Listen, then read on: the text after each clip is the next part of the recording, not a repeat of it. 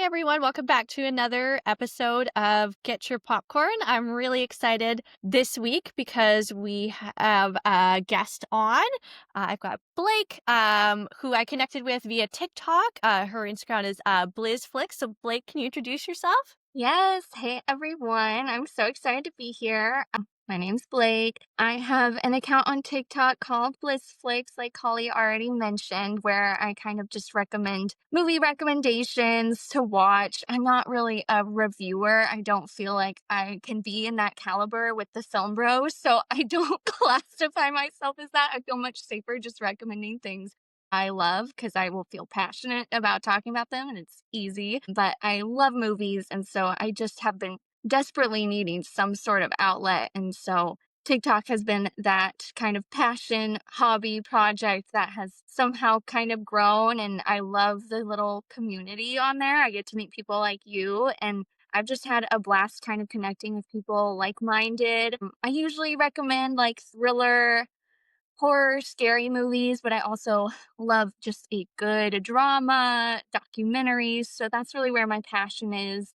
I grew up like in theater, did voice lessons my whole life. I sing, I dance. So that's kind of like the world I live in. But of course, then I do have a full time job working for a dermatologist because I need a normal job to pay the bills, but I do theater on the side as well. And that's how I met my boyfriend who I live with. He does theater more professionally and more all the time. That would be the dream. For now, dermatology, theater on the side, and then ongoing is the TikTok passion project that's happening now. But yeah, that's me. That's awesome. Yeah, I come from like a very similar background, like did theater all through school and then kind of fell away from it because I had to like get a big girl job, which sucked. Hmm. And then just kind of fell into this because I was like, well, I need some sort of creative outlet. And I just do some podcasting and it's been so nice. Same thing. And there's a lot of us on TikTok that are like in film talk, but like, we aren't like just film bros that love Christopher Nolan. Exactly. It's like, and I do feel I was so excited that you reached out to me and mentioned like love a female in this space because it is very a male dominant community, at least on social media.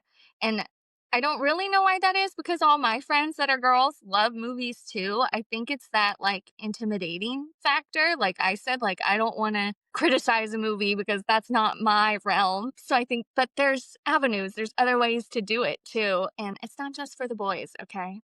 No, absolutely not. And for the most part, like at least all the film bros that I've had on are like really like they're awesome and so welcoming Yes, and just I've had like big creators on like Dan from Real Talks and he's awesome. he's awesome and he came on my podcast and like my little podcast like and just like Yeah. lovely and just like bigger creators on here are like if they have the time they're like for sure I'll come on. Yes.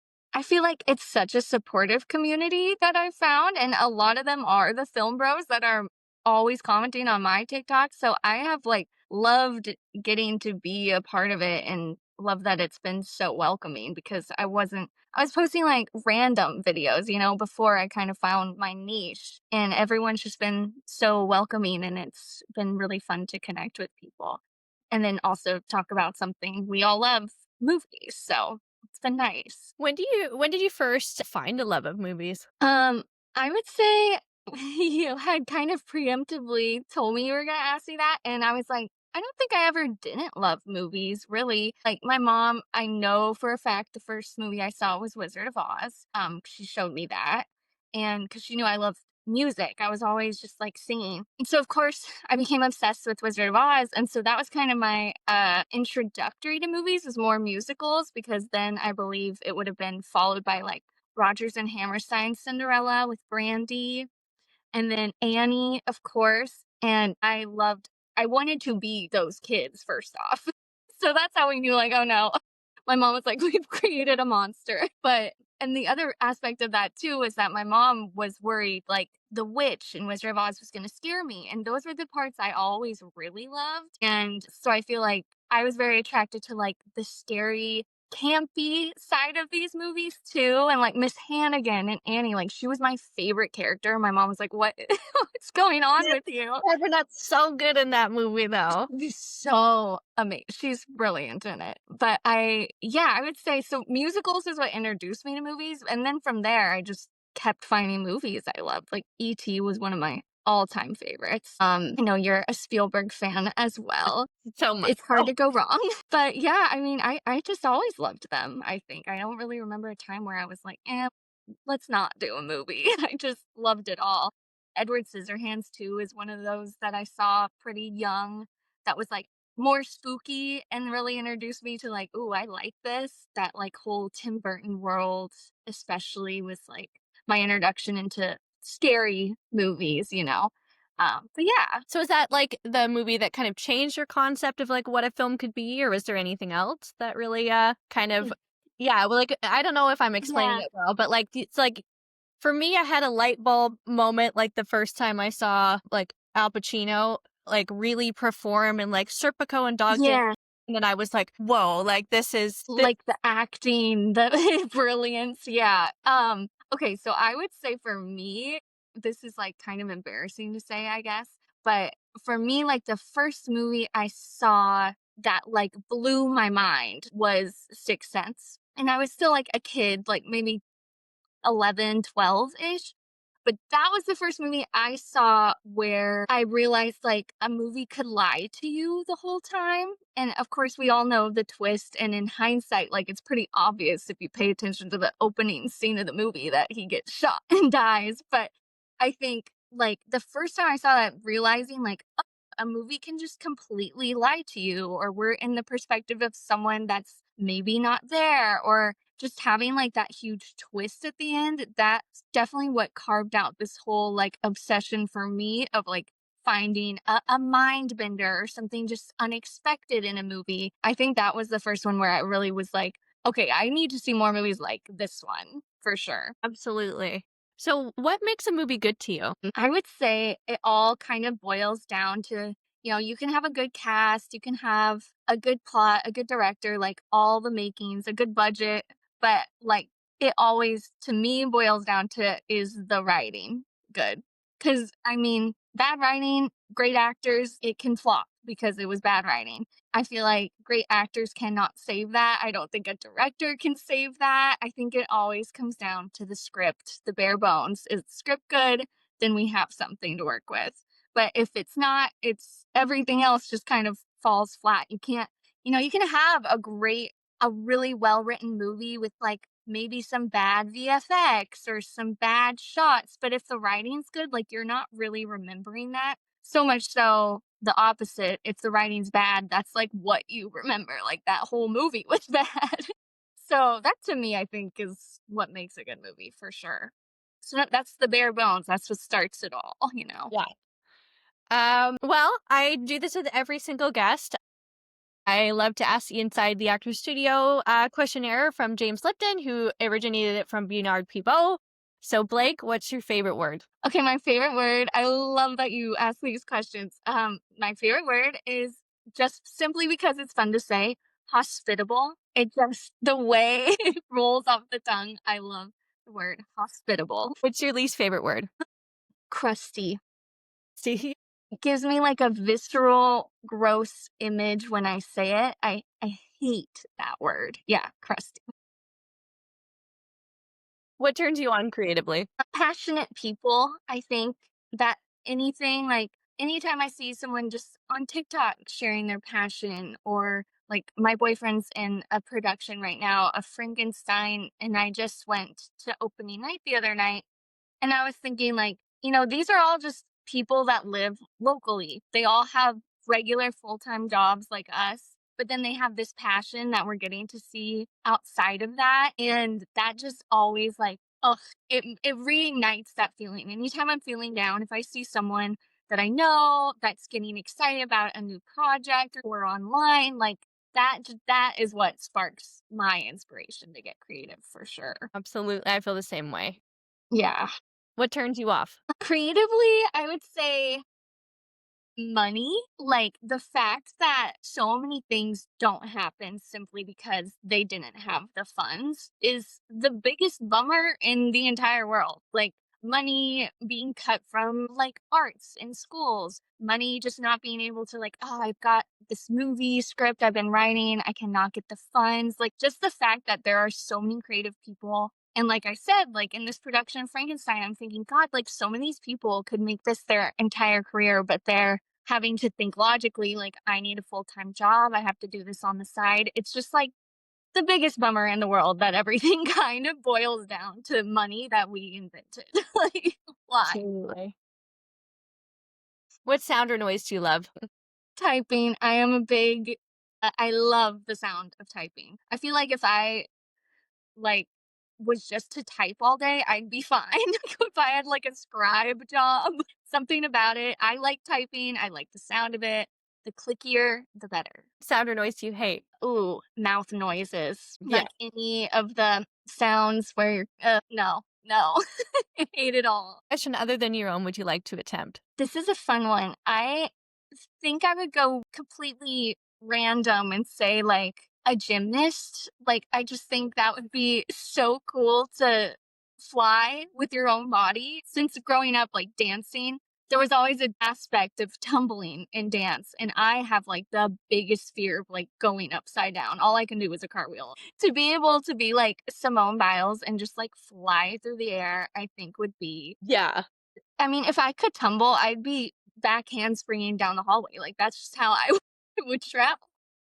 You'd be unstoppable. I would never stop tumbling. But unfortunately, I have a fear of going upside down, so that might never happen. But I do think that is the ultimate flex to me. Yeah. What profession would you not like to attempt? Anything I think that would involve getting dirty, so silly, but, like, anything, like, ugh, like, I can't even, like, picture what that would be, but, like, an electrician crawling under a house, like, under the dirt, a construction person. I have never liked getting dirty. I don't know, that's probably an OCD thing. Anything where I'd have to, like, physically get involved with something that's ugh, no.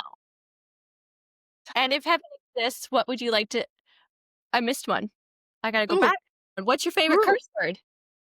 Yes, I gotta go simple and basic. We have to say fuck because it's so interchangeable. You can use it for a good thing, you can use it for a bad thing. It's usually the first word I say when I stub my toe. Like, it's the ultimate curse word for sure. And if heaven exists, what would you like to hear God say when you arrive at the pearly gates? Okay, I have to be more serious with this one, I guess. I don't have to be, but all I could think was like a serious thing. If it exists, I hope it's something like my worst fear is just like not doing like everything I wanted to accomplish. So I would hope it's something like you did everything you wanted to do or something along those lines, like you had a fulfilling life. I don't know, but I guess it's going too deep, but yeah, something like that. It's never too deep. Never too That's true. What's your answer for that? What would I like to hear God say? You know, I had a friend commit suicide a couple of years ago. Oh, And sorry. I think I just kinda wanna hear that, like, Amy's waiting. Yeah. Oh, I could cry. But, like, I think that's what I would want Yeah. to go visit Amy. I think that's yeah. Yeah. Feel that way too with like my grandma. I've lost my parents are so old that all of my grandparents are gone. And I think, ugh, I miss my grandma so much. That would be the person I'd want to be reunited with for sure. But I think, yeah, having some sort of closure to that would be really lovely. Absolutely. Yeah. Well, since we're talking about aging, I think that's a perfect Yeah. It segue is a good segue. Look in at us. I know, proud. Into So this natural. sense. Whenever I have a guest on, just so the listeners know, I kind of give them the option of like we can talk shop about movies. Here kind of my kind of plan for what I'm thinking for, month to month of the podcast. I've also got like a list of movies. Or I just throw it out to the guest and say, you pick, and like I'm easy. I'll watch kind of whatever. So you picked The Substance. Why'd you pick The Substance? Yeah. I think it's just such an interesting, because I know we're kind of going spooky season. It's October, and as far as like modern horror, I feel like this one really made an impact recently as far as like one being such like an inventive plot, two being like a female driven horror, and also the fact that it was able to break the mold and be recognized by the Academy, I think is a pretty big deal since horror doesn't get often mentioned. So I feel like it was the most like recent like groundbreaking horror that I could think of, and there's so much to discuss with this one. There's so many themes and messages, and then like campy elements, of course, and body horror. I just think it's very much like one of the most interesting movies we've had in recent time. And I loved it, of course, so I want to talk about it. Absolutely. So some pre-production notes. Carolyn, I think it's Fargeat. Yeah, I tried to find a pronunciation because I was like Fargeat, Farget. I think it's Farget. And then if we're wrong, Yeah, we just sorry. Sorry, comment. Caroline. So she developed the script to continue sort of feminist themes that she had sparked in her film Revenge. She wrote this sort of trying to grapple with her own difficulty with aging and kind of societal pressures and sort of the almost internalized like misogyny and violence she felt in the reflection in the mirror. So I don't know how old you are, but I am dangerously close to 30. Hmm. So how has aging impacted your self-image? Love that you asked this. I'm close to you. I think I'm 28. You're Oh, 29? 9. Okay, yep. It's interesting, I'd like to think I'm still young, but then you get that like hit of like, oh, I'm closer to 40 than I am to like 15, which is always such a weird mind trip. And it's scary. I don't know, like, it's different because you're in this realm, like, our age specifically, I know I constantly feel, like, societal pressure of the fact that people are getting married, they're having kids, they're buying houses, and they're making all these moves, and it's all people from my high school and stuff that I'm seeing on social media, and that's at, like, the young side of aging, but we're starting to kind of feel that societal pressure more so. And I feel like I internalize a lot of that and, do that whole self comparison thing of I'm not there yet. I'm not doing as good, even though, like, why? That doesn't mean anything. If you don't have a family, like, that's nothing to compare to. But you still feel that constant kind of pressure. And especially as a woman, I think. And I'm someone, I know you have one daughter or two, or I'm one. okay. I'm someone who, like, is open to kids, but usually has always felt like like I don't want kids.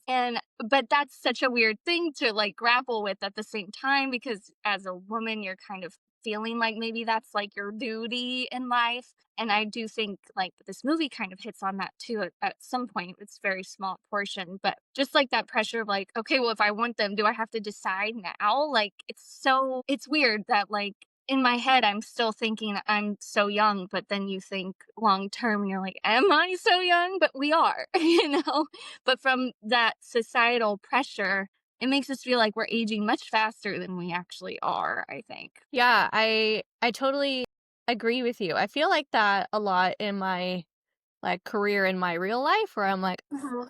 I'm still doing the same thing I was doing at 21, at 29. Right. And this like wasn't like my adult job is not like my dream. It's just Yeah. something that I do to pay the bills. Like it's fine. To There's things I survive. like about it. But, Yeah.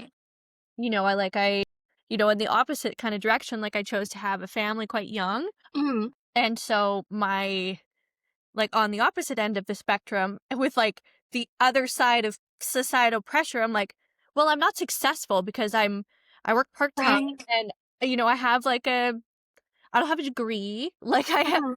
like it's like the opposite side of like, I have friends in master's degree programs and PhD programs and they're doing all this stuff. I'm like, God, Mhm. am I like a loser? Like Right, yeah. right, and we know we're not, but you're feeling that because of that just constant comparison that we, like, can't help but do. It's so interesting, and I feel like it's really hitting me now at this age, like, "Oh god," like, all the things I haven't done yet, or yeah, like you're saying, like, "Have I not accomplished enough?"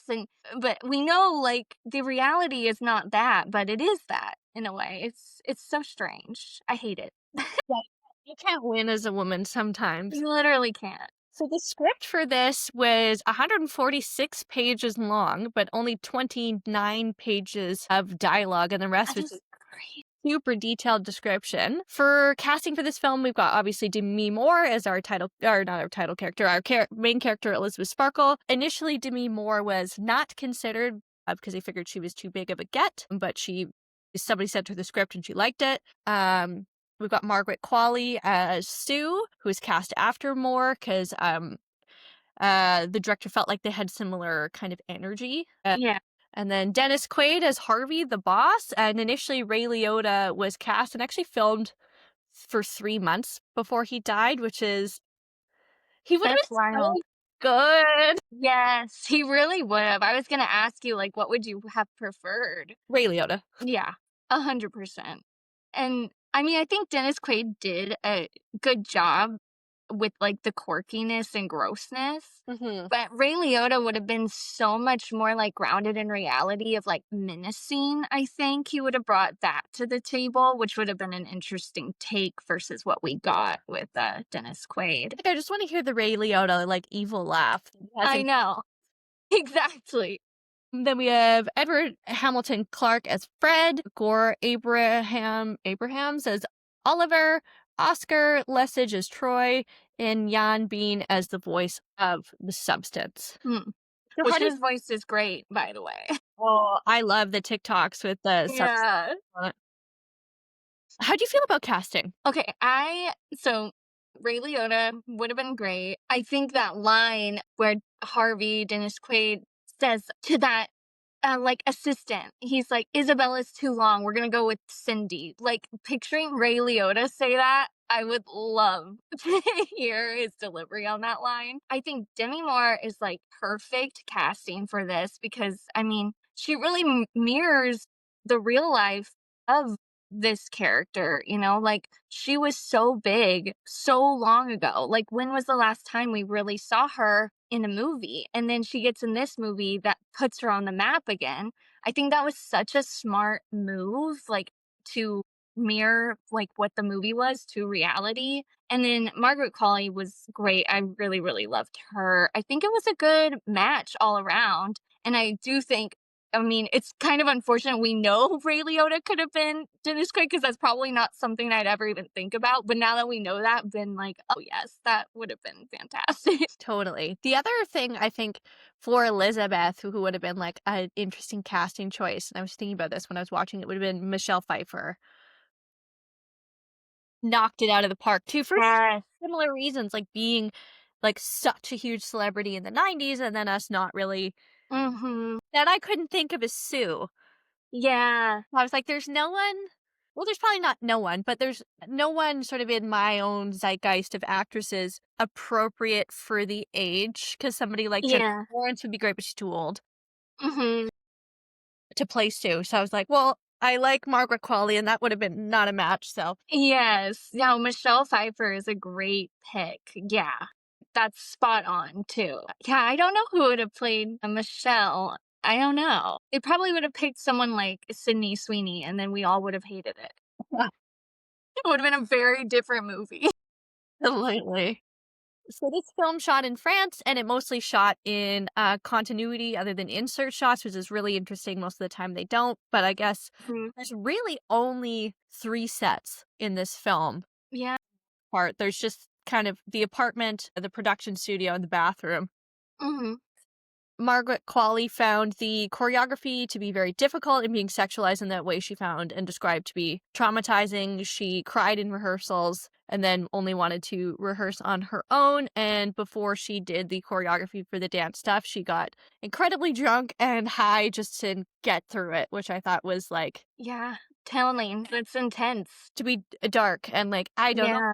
Wonder if they had an intimacy coordinator on set. Kind of sounds like they did. Didn't? Yeah, that's what I thought too. I was like, did no one think about that for, being like so I imagine what she was feeling too was just like the pressure of portraying a character who is so confident and so like overtly sexual. And if you're not feeling that way about yourself, chances are most people are not. Like that would feel so traumatizing to have to, like, portray if you're not feeling. I mean, that's such a weird headspace to get into. Yeah, especially with a camera pointed at you and, like, Uh-huh.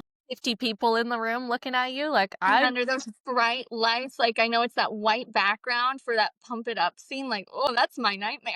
so costumes were designed to add as much contrast between Demi Moore and Margaret Qualley. Elizabeth appears in more masculine colors as well as like structures in terms of like tailoring and things like that. And then Sue is emphasized to be more feminine, so that a lot of pinks, a lot of purples, a lot of like silver, a lot more soft. Near the end for Demi Moore, she spent upwards of 7 hours to get into her prosthetic makeup, which is insanity.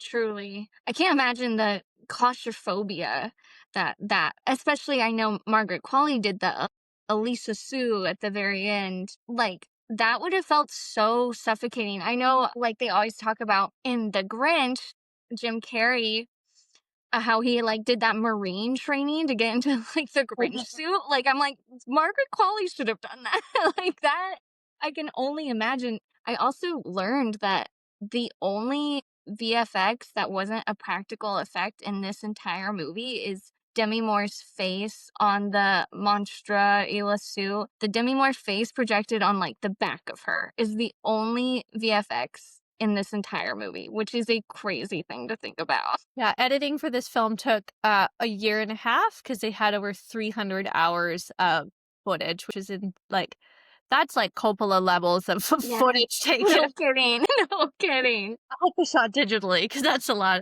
Yeah, no kidding. So this film made $82 million on a $18 million budget. Did you see it in the theaters? Sadly, did not. I don't know where I was, why I didn't, because I had been hearing about it and wanted to see it. I don't know if timing just didn't work out, but I do remember the moment it got on streaming. I was like in it. I wanted to see it so bad. So I don't know why I missed it in theaters, or if it did it have a smaller release? Because I don't really remember it other than after the fact. I saw it everywhere, but, like, I didn't remember, like, the lead up to, like, the marketing for this really, which is kind of interesting. I saw it after the Golden Globes for the first time. Okay. Yeah, I feel like it was more of a word of mouth movie, right? Like, I just didn't see trailers for it when I went to the movies. It's so weird. I don't know how it, like, skipped past me. So for reception of the film, Letterboxd has got an average score of 3.8. I rated it 3.5, with my little review being the most horrifying thing about this film is the shrimp, which I stand by. That is the most horrifying scene. I'm giving it a 4.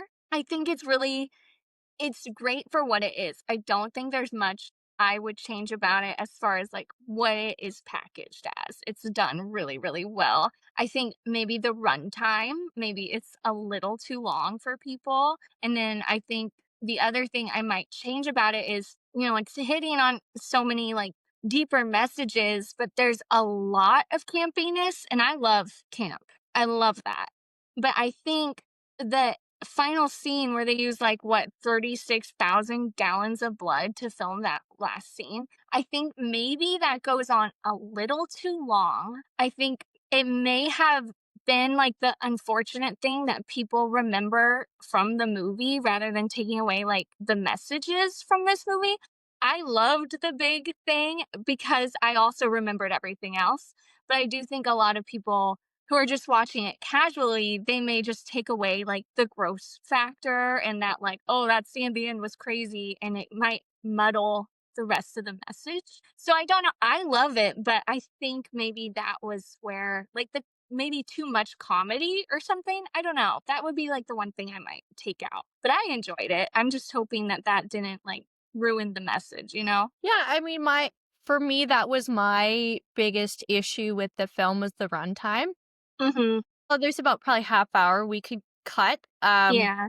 because there's a few scenes that I thought, "Oh, like, we've We established." get it. Yeah, like, we've Yeah. established this particular message, but overall, I liked it. I liked what it had to say. I mean, horror is always such a great commentary on life and, like, a really underrated way to kind of satirize and sort of an exploitative Mhm. way what we're going through as a society, and I think we're seeing that with the rise of conservatism on the focus on women's beauty and the way they look, and so I really really liked that, and I see, not that I'm not a fan of plastic surgery, because like I have had lots, but the increasing pressure for Botox, nose jobs, eyebrow lifts, facelifts for like the average woman was interesting to kind of see this commentary on somebody who's 50, so like and looks like Demi Moore, like Right. Right. bless, Exactly. she's 62. I've never looked that I didn't look that good at Yes. 25. Struggle with that I thought was really profound. Mhm. I couldn't agree more. I think the yeah, like, I really loved the entirety. There's really not much I would change other than the runtime. I just fear, like, I think that's what a lot of people took away. Like, I feel like maybe social media did this, like, maybe if social media wasn't around, but, like, it was just so memeable and, like, kind of took away, like, the serious undertones of it for me that I'm like, "Oh, man, maybe if that wasn't in it, it would be taken more seriously." But I mean, I don't care. I took it seriously. I'm like, why should I let that affect it? But yeah. And for Academy Awards, it was nominated for Best Picture, Best Director, Best Actress for Demi Moore, Best Original Screenplay, and Best Makeup and Hair. And I have to admit, I was pretty biased and rooting for this movie to lose. Nora is my favorite movie of all time, and I really despised the pitting against of Mikey Madison and Demi Moore, Yes. saying like, "Oh, we were just fulfilling the message of the substance." And it's like, no, like this is an extremely talented actress who worked really Yeah. hard in just a different movie and Mhm. doing something pretty great. Like Honora was a movie made on a $6 million budget and is an independent Yeah. film. So like, yeah, Demi Moore, great, successful. She's in the running. Mikey Madison doesn't take away from Demi Moore's success Yeah. as much as Exactly. Demi Moore has been in the zeitgeist for a long time. Like, I think this is really the first good movie Demi Moore's been in. Yes. I know. I think that that's interesting. Like when a movie like this happens, it's kind of like the Barbie aspect to it. Like, oh, it's a self-fulfilling prophecy. Of course Barbie lost to Oppenheimer. Like this is but it's also like well, Oppenheimer was a fantastic movie and so was Honora. And I think it's interesting. It's unfortunate because, like, do the plot lines, is that why we're like, well, of course it lost to this, right? Because would we have thought that if Demi Moore was in, like, I don't know, Top Gun or something, right? Because it is, yeah, I mean, and Honora, Mikey Madison, I mean, she runs that whole show. That movie is her, like, without her, it would fall, and she is that movie. And I love Sean Baker too. And Demi Moore is not necessarily in the substance that much, she is, but I mean, it's just they're totally different. They can't be compared because Mikey Madison's our lead girl, and she is on screen that entire time with so much dialogue. And then Demi Moore is kind of sharing the screen a lot with Margaret Qualley. And so it's hard to, I know. And then we're comparing them like just like the movie, like this young girl and Demi Moore losing to her. It's interesting. I think I was super happy it got recognized at all.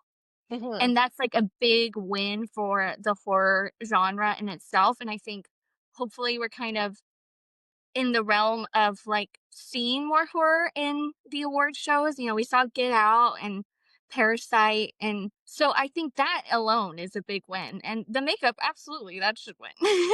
So but yeah, I mean, to me, I was just like, "Well, Demi Moore is fantastic in it," but also, like, she's not in it for, like, 50% of this movie, so it's kind of interesting. Yeah, no, I think what they got recognized for is incredible, and that's all that really should matter. Yeah, totally. And the other thing I felt, because I like Nosferatu was also, I was a great 2024 was a great year Yes. of movies for me. So good. But it was interesting because they decided that like the Academy decided that the substance was going to be what is nominated for acting awards for horror movies and just Mhm. decided for one when like I thought Lily Rose Depp gave such a physical performance and Yeah. at least a nomination for like something. Right. And then for sort of technical awards, which it lost. But Yeah. I was like, oh, like these were like, that was such a good year for horror. And hopefully this continues for Sinners getting some. I know. Surely. God, I hope so. That is definitely one of my top movies of the year. I know. It's interesting. I'm really glad it got the recognition it got, and I really didn't expect it to get all that it did. So I was happy as that for a win, as a fan. And it did win for makeup and hair, and then lost all the other 4 awards to Anora. Yeah, which is totally fair. Honora deserved all of that. So let's jump into the plot. So the Mhm. opening shot of the film is an egg being injected with the substance, and we see the yolks multiplying. We then cut to Elizabeth Sparkle's star on the Hollywood Walk of Fame. Over time, it becomes dingy and forgotten, and we see a guy kind of drop food all over it, which becomes kind of a theme throughout the film. And It's then such we a good opening shot, and to, like, have that be the opening shot and what we know to be the closing shot, the callback, I mean, that's her journey right there. The stardom, then the kind of forgotten, then the food, like, that's all right there, the whole movie in that opening shot. It's very clever. we then cut to Elizabeth filming her workout show. Very, very Jane Fonda. I think sort of Mhm. direct. Can't think of the word. Homage. The Yeah, direct yeah, yeah, yeah. homage. She signs off with a kiss to the camera. And then we see her walking through a hallway that looks exactly like The Shining, with her posters up, and then into the bathroom that also looks like The Shining. Mhm. We find out it's her 50th birthday. She overhears her boss Harvey talking about how she's old and washed up and how they need to find somebody younger and hotter. So her boss Harvey mentions that a woman's peak fertility is 25. So how did this make you feel about kind of the nature of women aging and why it's different than it is for men? We never talk about men like this. No, never. I mean, just icky because it's kind of like, of course, immediately hit with that. Like, of course that's what he's saying. And yeah, it's just a gross feeling, and I think it kind of sums up how we see women in general, unfortunately. And it's one line, but it's like so hard hitting for women. And right to start from the get-go, like that's kind of the first dialogue we're hearing in this movie really sets the tone as well of like, okay, so this is where we're coming from. Yeah. Um, totally. She then Mhm. goes to lunch, where she gets fired by Harvey, and this is the scene where he eats the shrimp. And so much of this is Mhm. done with close up and fisheye, so it's very invasive. Lots of mouth sounds, which you must have loved. Yep. Yeah. Wow. I feel like, man, we've really, and modern horror have really started to dive into like ASMR for these horror scenes. Like, I think about, did you see Bring Her Back? No, I didn't. They do a ton of like that shot, like close up with the sound so amplified. And I don't it's definitely effective. I mean, it taps into that gods, like this is so disgusting. But it's an interesting use of like how they're kind of changing this like horror style to really deeply get into your mind of like the ASMR kind of like all the sounds. We're so close. We're in their mouth, seeing the food. Like, oh God, that scene is so disgusting. It's so It's effective in making you want to just gag. totally, and I thought it was very interesting, and I don't know if you I don't know if you felt this way too, but the use of food as like a horror element for women when Hmm. so much of like, and we're the same age, like, um growing up in like the 2000s was a Hmm. fucked up time to grow up, where you'd see like cellulite and like God forbid a celebrity lean over and skin fold Yeah. on the cover of a magazine. Everybody ripped apart Britney Spears in 2007 for being quote unquote fat. She's way tinier than I am, and I'm not a Yeah. big person. And so the use of, I thought, food as horror is like such an interesting uh element to it all. Hmm. I think so too. I think no, that's such a good point. I mean, we're so traumatized from, like, magazines. Like, I'll literally never forget Jessica Simpson on the cover when she, like, gained all that weight, but, like, she was probably 130 pounds. Like, it's absolutely insane, and I think a lot of women, most women, have had something where they're struggling with food, and focus on their diet and focus on their weight. And it's a very visceral way of like capturing that and has so many layers to putting all the food in this, I think. Like on one, it's just a gross level. There's that scene where she's like literally like a witch with her cauldron and brewing all the gross, like the eggs and the beating of the meat and all of that grossness. And at the same time, it's kind of like, well, I don't know. It's interesting because it's like also maybe bringing up something like a binge eating disorder, maybe perhaps like something that someone's been through, or I don't know. It's a very visceral thing to constantly focus on in a movie about women and aging, and yeah, I don't know. It's but all the food in this really disgusts me. It's definitely effective. I don't know if it's bringing up, like, more deeper feelings or other than just, like, "That is gross." But it makes you think on all of those levels, which I like. Sure. Elizabeth then crashes her car because she's distracted by a billboard being ripped down. She goes to the hospital, and a young nurse gives her a flash drive advertising the substance, a drug that promises for a younger, more beautiful, and more perfect version of herself, with a note saying that it worked for him. She bumps into an old classmate, and I just thought this was interesting, Mhm. like, who just says to her, like, "You're like, on her 50th birthday, she's feeling so down, and he just says, 'Oh, you're still, like, the most beautiful person, like, I've ever seen.'" Mhm. I know. It's sad because it's so true to us as the viewer. We know Demi Moore to be very beautiful but it's such a real thing that we all feel when someone calls you beautiful, you're like not thinking that that's true, right? And so it's so sad to see that depicted in front of you when like it's always so easy to tell someone else they're beautiful because we see it through their eyes, but being in the perspective of her character and knowing that like we have all felt that way is so sad, because we're like, no, of course, yes, you are, believe it, but we can't tell ourselves that. They do a lot of those moments in this movie where it's just like, oh yeah, I've been there before, and but then you're screaming at the TV like, no, don't like, but that's what we do to ourselves too. So it's yeah, that scene is sad. Ugh, but and then he drops the freaking thing in the water. It's all gross. The phone number, like, Yeah. then we go right back to that. Yeah. Yeah, it was very interesting and, like, definitely something that Demi Moore must feel on some level because Yeah. between the filming of this film and then when we saw her on the red carpet and stuff, like, she's very clearly like, no again, no shame in the plastic surgery game, like, people can do whatever, but, like, being in a film with such profound messaging and then still, like, not being able to, like, get past that for herself and, like, very Yeah. clearly has had an additional, like, facelift, Uh-huh. tightening, or whatever. Yeah. You're just like, "God," like, you have all the money in the world, and you like, how many times you've been on, like, people's, like, most beautiful Mhm. whatever, and you're still like, that's where you're at 62. Right. It made me sad. I'm like, "Oh," like I know, it's too real. It really is. I know.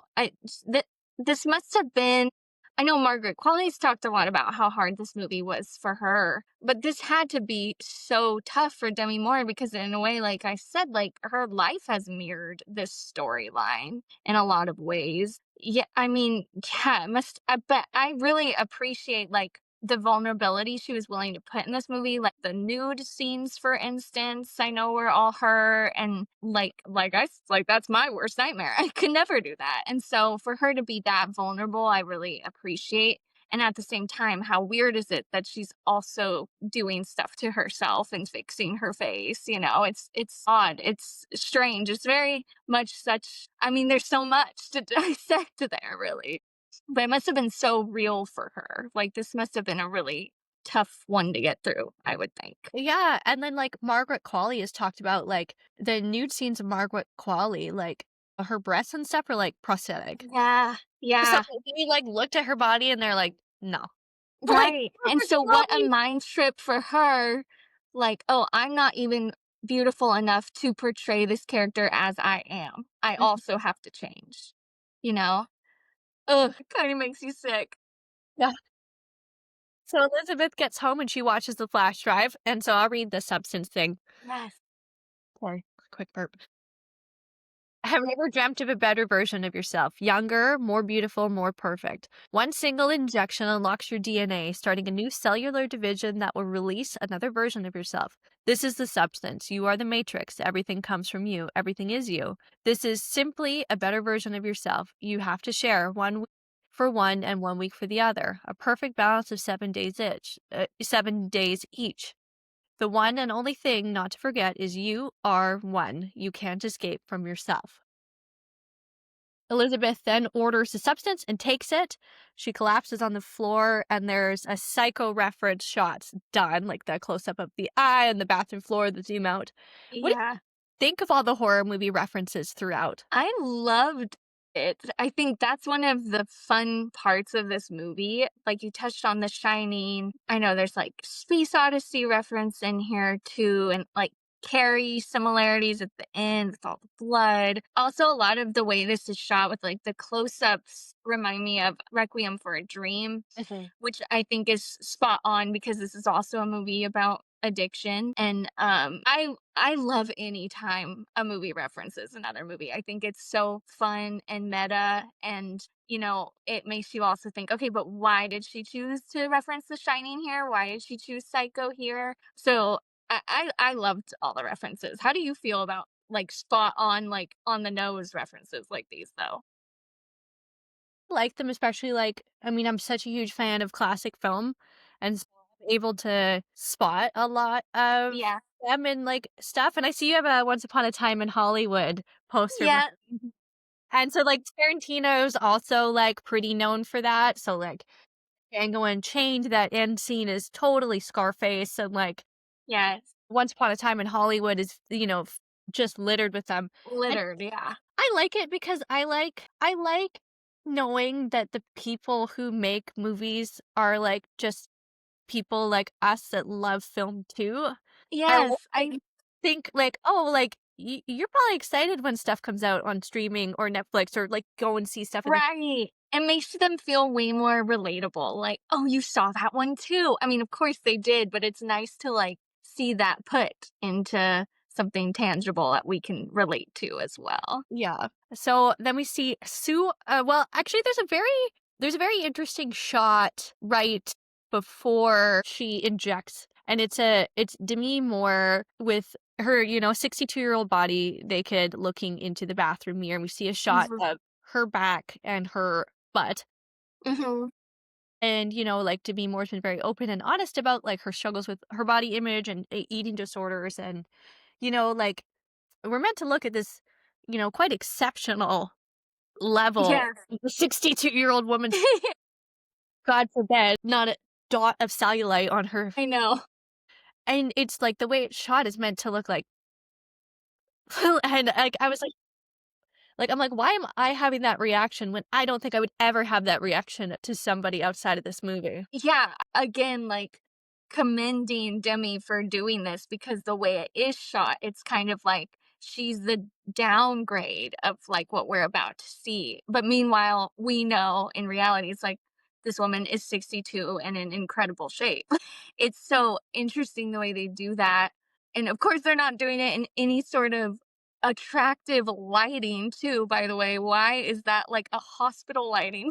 I mean, you can see literally everything. I yeah, like to it's interesting, like this woman aging is supposed to be depicted as like a horror aspect of this, right? But it's just like a woman's body. And I don't know. I think I appreciate that it's in there. It's weird that it makes us feel that way when we know like we shouldn't. Yeah. And then I guess it is obviously to like contrast to Margaret Qualley, but at the same time, it's like you're seeing they do a lot of like those elements where it's like, what's the line that guy says? He says something like, I wish it was her boobs on her face instead of that nose or something like that. So like the way like the contrast of like the male gaze and the men talking about like these body parts that are so like fantasized sexually about, but meanwhile, it is just a butt and boobs, right? Like it is just another appendage of sorts. And like we kind of see that at the end when she like literally coughs up a tit. Yeah. And it's like that's just a body part and it just fell on the ground. But that's like something that is so sexualized and fantasized about. And So I feel like showing Demi Moore in like this really raw, vulnerable, just like this is just a body. Like there's nothing wrong with it. But at the same time, we're still getting that like feeling. It's weird. But I like how they touch on a lot of those aspects too. So then we see, like you said, the contrast shot of Sue when she emerges from her back. Which is crazy. That scene, like the eye going in when she has like multiple eyes when she's like turning. Ooh, that is very effective. I really like how they did some of that body horror there. Yeah. So when you see the contrast of Margaret Qualley, who's, had to like she weight trained for like a long time to get her body to be looking that way. And Hmm. they did shoot her with better lighting and things like that just to add a little bit more to it. Hmm. So they must switch bodies every 7 days. One of them is unconscious and is kept alive via like a feed bag through an IV. And then Sue must like use a stabilizer, which she pulls from Elizabeth's body in order to maintain that throughout the week as well. So then we see Sue go and audition as Elizabeth's replacement and, of course, gets the job. So on the very first week, Sue switches on time. Elizabeth wakes up and is, of course, suffering the consequences from multiple injections from Sue, having her back split and sewed up. And so she's pretty much in just intense pain and then collects her stuff from the office. They switch back again, and Sue does some remodeling on the apartment. A neighbor, Which is so funny, by the way. Like, I love that she just has all these tools and knowledge. Like, what? I would not be able to even know how to begin. She does it in like a day. yeah. So a neighbor, thinking that it's still Elizabeth there, like is banging on the door and screaming. Sue opens the door and he immediately changes his tactic and is like so nice, like, oh yeah, like you do whatever. I thought it was still Elizabeth Sparkle who lived here. Mhm. And then he tries to hit on her. And I think this is something that, like, for sure I've noticed as I've A, gotten older and B, having my hair dark. Um, when I was 22 and blonde, men were really nice to me. Yeah. And that is not, I mean, my husband's nice, but like Yeah, yeah, yeah. I am not like approached. Men are not like, like, Uh-huh. pretty privileged. Like, is this something that you've experienced too? This like pretty privileged, like kind of changes through the life. Yeah. Yeah, it's funny you say that because I was, like, bleach blonde from, like, 15 to 27. Like, I just now have really gone back to my brown hair for, like, the last 2 years, trying to get it healthy, and that made a huge difference. Just my hair alone, right? Like, nothing else about me really has changed, and but the amount of attention that just the blonde hair would get is really interesting because, like, I have the exact same face, like, nothing else has changed, and why is the blonde hair like, to me, I love the blonde hair because, like, I thought I, like, stood out, and that was true, like, your mind, like, immediately goes to, like, the platinum blonde person in the room, I feel like, and but are men approaching you because there's that, like, thing in the back of your mind, that dumb blonde thing? Are you prettier as a blonde? I mean, there's so much, like, to unpack there, but it is, like, that was a really big difference. I also have, like, had experiences where I've, like, fluctuated in weight, and that alone too, like, if I was, like, 10 pounds heavier to when I was, like, quote, unquote, "skinny," that was a big change for me too in my lifetime, and I'm only 28, like, I can't imagine how I'll feel when I'm 35. Like, the amount of it's weird to have experienced, like, both sides because I feel like that attention, like, immediately changed when I changed my hair to brown, which is, like, why? It's so like, it's yeah, it's funny. It is definitely a thing, and I can speak from both sides of that, like, being an awkward, more chubbier teenager to then, like, finding myself, and then the blonde hair got me more attention, brown hair, less, like and that's not anything I'm particularly doing differently myself, I just look a little different. Yeah. Well, I think It's too, true. like, when we were like, on the cusp of like teenagehood, like Playboy was big. Mhm. And so that Playboy was big and Paris Hilton was big and like all those girl Christina Aguilera, like that Yep. white, blonde, tan skin. 100 pounds with fake boobs was like Yeah. the That was the it girl. and I think it's hard, like, for millennials, like, I think that, like, men were absorbed to being like, "Oh, this is the beauty standard," Mhm. and, like, in a way that I don't seem to see with, like, Gen Z men, they seem to be a little less Yeah. but, there's a like, they grew up more where, like, Kim Kardashian was the standard, Mhm. so they're, like, less I think, at least from the conversation the ones that, like, Yes. that I know, it seem to be, like, a lot less laser focused on this Playboy blonde, which Right. my The husband is like ideal has definitely changed, I think. yeah, and, like, my husband is like, you know, like, that is, like in his head, if you, like, ask him, like, what's his type, he will describe, like, Holly Madison from The Girls Next Door, like, Yeah. he Love Holly too, by the way. yeah, I love her. I love her too. She's, like, great. I love her and Bridget, love their podcast, love Uh-huh. that show as my comfort show. But, like, he's like, "That is, like, the most beautiful person I've ever seen, besides Mhm. me," but I know he's lying. But, like, that's his and, like, he's, like, a year older than me, and, like, I just think men were sort of conditioned to Mhm. think, like, "Oh, this is peak beauty. Yeah. This Yeah. 100% unattainable, everything fake look." Because even Holly didn't look like that, you know?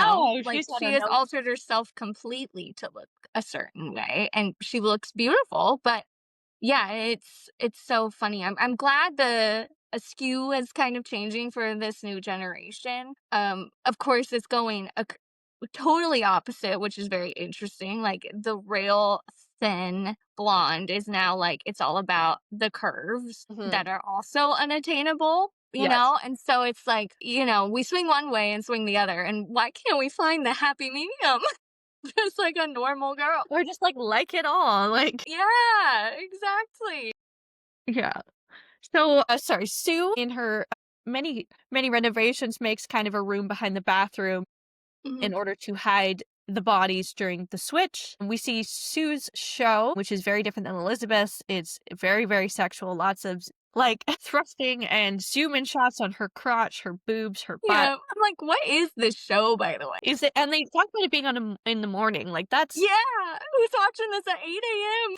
and it ends with her doing Elizabeth's like kiss sign off move, which I think like both Elizabeth and Sue forget this, but I think as an audience, like it's hard to remember that they are the same person. Like this is still Mhm. Elizabeth. It's just this way that she can kind of access a different life. And that move reminded me like, oh yeah, they're the same. She's the maid. Right. It's a good reminder for the audience. At the end of the week, when they're supposed to exchange, Sue decides to bring a guy home and she delays the switch only by a couple of hours and then takes a little bit of extra stabilizer fluid.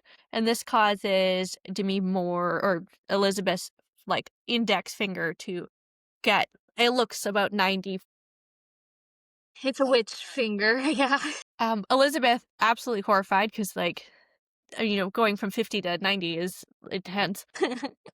Contacts the supplier and reminds her of the rules and says it isn't reversible because she wants to and it's Mhm. she then goes to pick up her refill and she bumps into what turns into be the nurse at the diner, but he is the older version of himself and he sort of checks in with her on how it's going. Mhm. And I'll just read the dialogue here because I really liked it. Yeah. So he says, "It's long, isn't it?" And Elizabeth says, "Excuse me?" And he says, "7 days." And Elizabeth says, "Did you follow me?" And he says, "I was just curious to find out how things were going for you. Each time it feels a little more lonely, don't you think?" And Elizabeth says, "I don't know what you're talking about. I'm fine." And the man says, "It gets harder each time to remember that you still deserve to exist, that this part of yourself is still worth something, that you still matter." Has she started eating away at you? Mm. Which I just thought was really profound because I think, like we've discussed before, like there seems to be this weird expiration date on women Yeah. Mhm. where it's like, okay, marriage, babies, house, then you're done. Right. Why does it have to end there? Right. Exactly. Yeah, Yeah. I love that how she started eating away at you. God. yeah, Cause it's like, it's like literal in the sense that he's talking about, but at the same time, it's also so real a thought that everyone has, like, "Oh my gosh, like, it's coming in, we're closing in on my old age, it's Yeah. eating away at me, I have to do all these things." God, it's such a good scene. I really, really like that scene. Me too. After she calls her classmate, because she kind of wants to be, he did kind of knock a little bit of sense into her, like, oh yeah, I do deserve to live my life. And, this Mhm. man thinks I'm the most like beautiful woman in the world. Why not? She makes plans to grab drinks with him, and then while trying on her lipstick, she seems satisfied, but when she goes and looks at Sue, um, and sees how quote unquote perfect Stu looks, she then goes back into the bathroom to redo her makeup. This is the scene that I think most people have seen where Demi Moore is like scrubbing her makeup off over and over, and she becomes more and more frustrated and eventually just like ghosts this poor man who's so excited to go I on a know. date with her. And I found this really relatable. Is this a pressure like you feel too, that you feel like you look good enough and then you see someone and you're like, oh, I'm the ugliest girl in the world, actually. Yeah. I mean, 100%. I think we're so inundated with it, especially with social media, the constant comparison of more beautiful people that are also like, Instagram face and have had a lot of stuff done. And again, nothing wrong with that. But like I said, like they don't even look like that. So they're trying to attain something that they didn't have before. And that's who we're constantly like comparing ourselves. And I've also totally had like this exact thing where like, oh, my makeup's not going on the way I want to. You know what? I'm just not even gonna go. Like, I'm not even gonna deal with this because it's too stressful and I want to feel like I feel my best and I'm not going to if I go now. So like then you just don't go to the thing at all. Like that is so relatably sad that like a lot of people have been in this situation. I'm sure men have too, but obviously with the makeup and it's just so much more relatable for women. But yeah, this scene I feel like really takes the like kind of campy over the top stuff that's been going on. This really grounds it like for the first time you're like, "Oof, I felt that." Yeah. It really like takes that serious undertone because I think so many people have seen that. And then you're watching as a frustrated viewer like, "Still go on the date. You look Yeah. so pretty." And meanwhile, it's like also again we've all been there and know exactly what she's going through. And then you're like, "Dang, why didn't I go to that thing that I," So it's God, it's a heart-wrenching scene. And also I heard she like filmed this like 11 times. I can't even imagine doing this more than once. She's wearing a red lip, and like red is so hard to do. Like I could never. A peach girl. You should have worn peach. You would have been fine.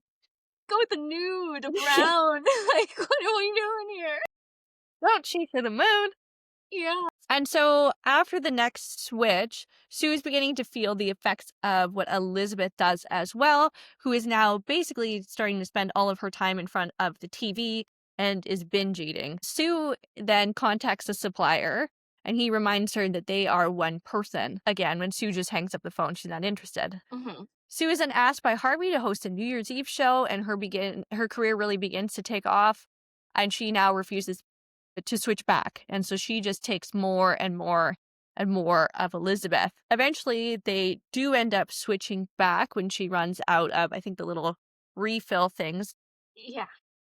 And Elizabeth has aged extremely rapidly. She's now gray hair, half her face looks 95. She's got one like completely useless leg Yeah. that's full of arthritis and knots. And so she calls the supplier to complain, and he asks her if she wants to stop. And she's says, I can't stop. And we get a lot of close-ups of just, not where you would be at 50, but like, you know, pretty normal aged, body shots of somebody who's Hmm. probably in their 80s. And how did you feel about women's bodies being used as like horrific?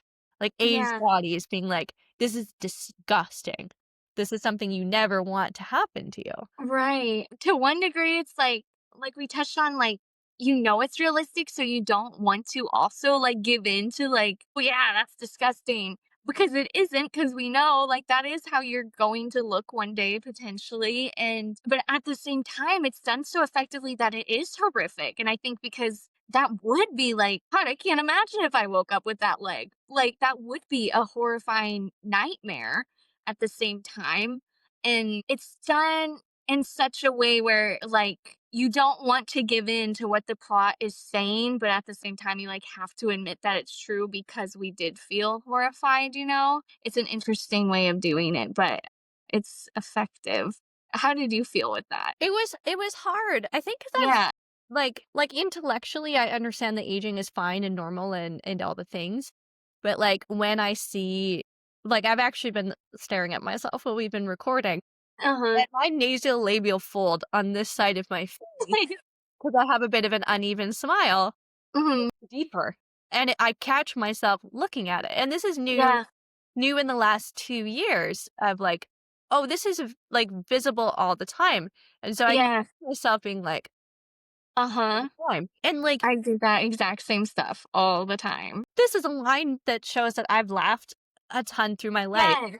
and it's something that, like, I'm horrified by, and that's, like, nothing, and it, like, snuck up Yeah. it's, like, like, it's something that's happened over the last 29 years, and, like, it's fine, but, like, still just found it to be quite relatable to be like, "Oh, yeah, Mhm. like, I have, like, a micro dose of that feeling all the time." Yeah, right, exactly. Like, you just especially, like, God, me filming TikToks all the time, like, all I'm doing is staring at my own face when I'm editing these videos, and you do the same where you're staring at your own face, and you just start to, like you literally cannot help it but pick apart, like, "This tooth is crooked, I need to fix this. Why is my one eyebrow way higher than this one?" And it's just like, you are literally nitpicking something that no one has probably looked twice at on you, Mhm, but it's something everyone can't help but do, and I think that's why it's so, like, like, it's such a gut-wrenching feeling when you're watching this movie. totally. And totally on a different side note, but something I wanted to talk about for a slight second to Yes. go on, the where she is going to get the substance in that weird little dungeon that she has to, like, go into. And how there's, like, little mailboxes type things, like little lockers. I found it so interesting, and I know people have pointed it out. So, like, when you're first seeing it, you're seeing her perspective, and, like, you're seeing, like, what looks to be, like, a lot of other people's substance, like, mailbox that they're picking up from. And then, like, near the very end, you zoom out, and it's, like, literally just her and then one other one, which is probably that guy. And it's, like, the idea of, like, yeah, this is probably something that's very much like black market. You are the one of two people that is doing this, and you're just putting all your faith in it because it's like giving you what you want. And like the perspective change of like, sure, it's safe, everyone's doing it, to like zoom out and be like, yeah, she's the only one that's participating in this. Is I just love how they did that kind of perspective change near the end, and how you see like there's literally just a couple mailboxes, but we've been seeing like that close up shot. um yeah, just like putting your trust in, like, I guess it's kind of like the same degree as like putting your trust in a doctor to like do your nose job. And you just have faith that it's gonna turn out the way it does, and a lot of times people have to go get it fixed because they don't like it. And so I don't know, it's all interesting to me. Very much so. So, after this, Elizabeth has a massive binge, and Sue, waking up, now refuses entirely to switch back. So, 3 months later, on the day before the New Year's Eve show, Sue runs out of stabilizer fluid. Elizabeth, she can't pull anymore, and, he the supplier says, "No, if you need more fluid, you have to switch back." And when they switch back, Elizabeth is now completely deformed. She's bald with these, like, little onion hairs, and completely hunched spine. Um, and then Sue also has gotten a boyfriend over this time who then is home when this all happens. And he tries to find Sue and ends up finding Elizabeth. And then there's another shining reference shot. Yeah. To stop Sue, Elizabeth orders a serum to kill her. However, Elizabeth still wants to live in sort of Sue's celebrity and adoration, and stops just before fully injecting the serum. I think this is just a good metaphor for like drug addiction in general. Completely.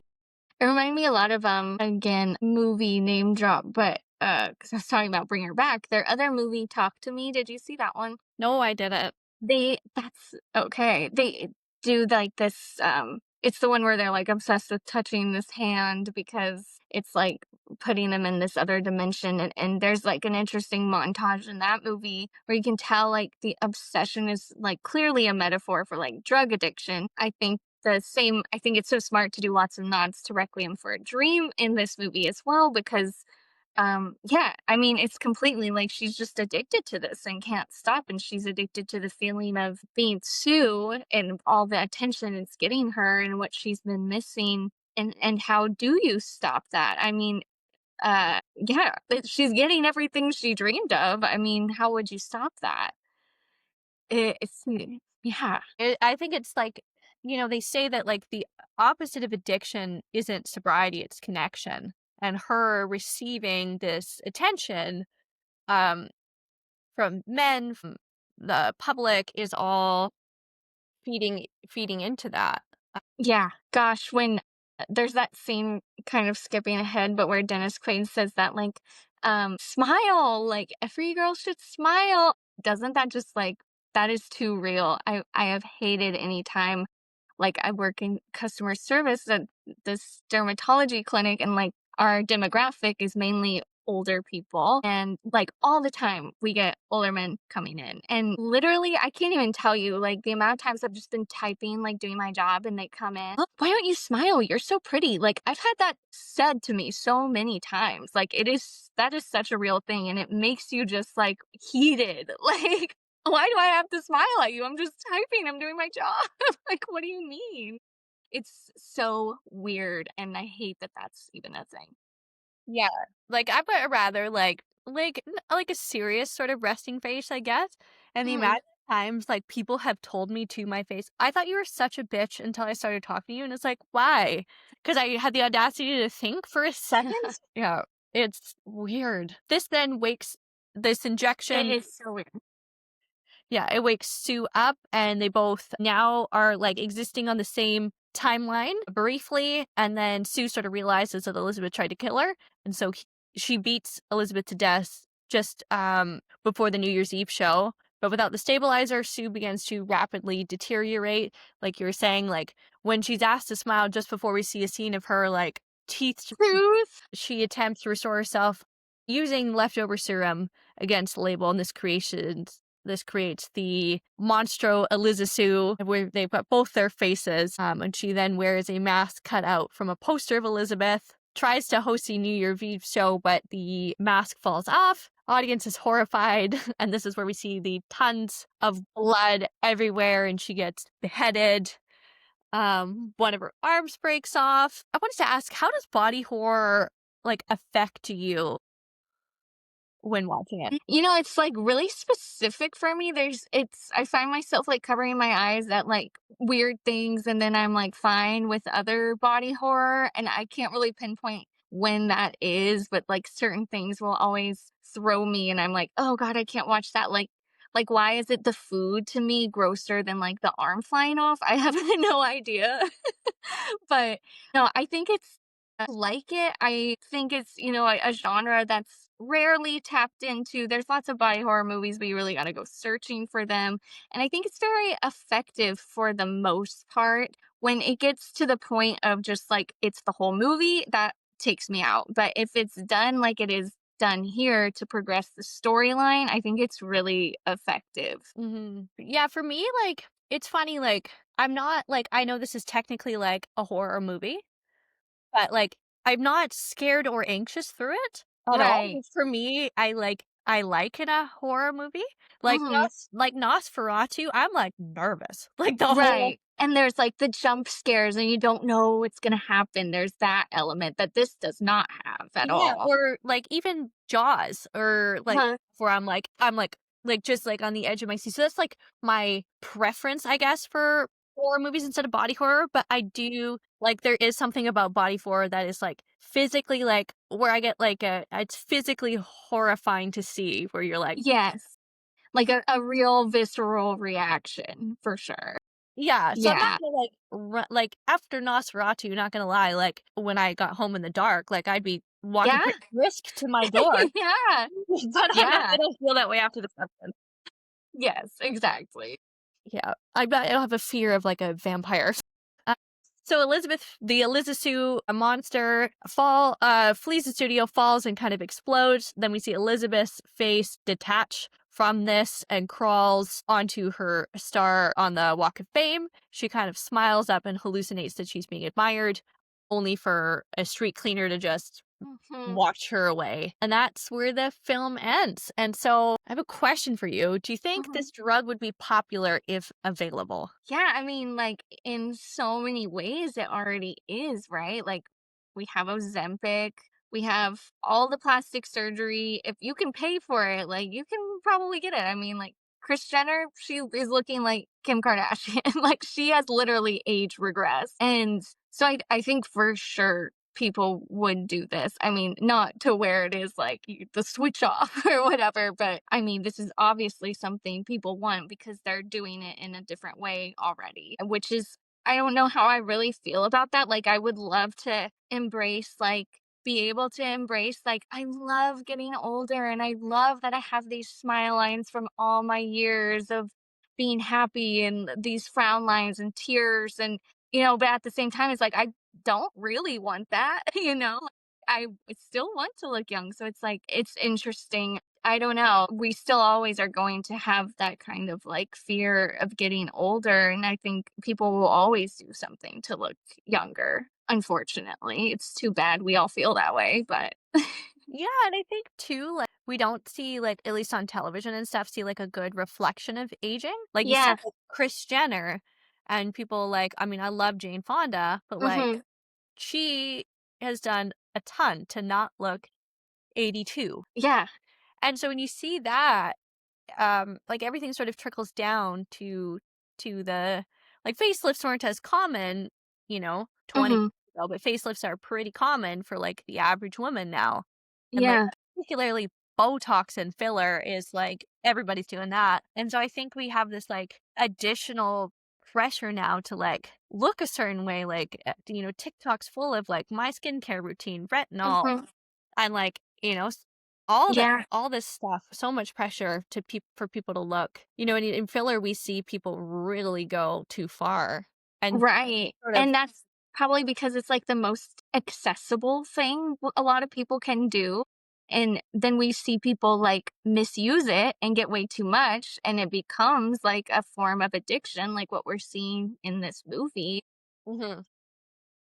And I'm not below filler. I have filler too. Like, I work at a dermatologist. Everyone around me has filler. And so I'm so used to seeing that as well, just in my day to day. And you can't help but like it's so weird. It is very, I mean, we all are doing it in some capacity, even like you said, just with skincare. And that's not a bad thing. And it's not something we should be ashamed about wanting to take care of ourselves. And at the same time, like this movie makes you think, is that a bad thing? Should I just embrace like getting older and let myself age naturally? But to each their own. But it does make you think about all of those elements to it of like what's really going on in like the human psyche with why are we so afraid to age? Yeah, Yeah. completely. Well, that's the substance. Hmm. Thank you so much for coming on. This was so much fun. Yeah, I had a great time. I've not talked about this movie at all really this in depth. So this was fun to dive into. Absolutely. Yeah, I'd love to have you back on. You think of another movie, I'll have you back. Hi. This was great. Thanks, Holly. So just remind everybody where they can find you and give you a follow. Yeah, definitely follow me on TikTok. That's pretty much where I have most everything. That's where I'm most active. So it's BlizzFlix. Blizzy is like my nickname. That's where I get it. In case anyone's ever wondering, Blizzy Blake. My middle name's Elizabeth, so Blizzy. They kind of combine. But BlizzFlix on TikTok. I also have a podcast that I just recently started, so I don't promote it too much because there's only like 5 episodes on there. But I do that with my boyfriend. It's called Mandatory Movie Talk. And it's on Spotify, and we, similar to this, we just deep dive movies, or we'll do a topic where we go into a genre of like top 10 horror movies of the year and whatnot. So we have fun over there because he likes to yap as much as I do about movies. So we needed somewhere. That's the only thing we really talk about. So we're like, why don't we just at least record this and have some sort of outlet to do with this? But yeah, Blissflix on TikTok, Mandatory Movie Talk on Spotify, and that's about it right now. But we'll see. I would love to have my own podcast because I do just love talking about movies. Need longer form. That's awesome. Well, everybody give her a follow. Thanks so much for coming on. Thanks, Holly. Bye.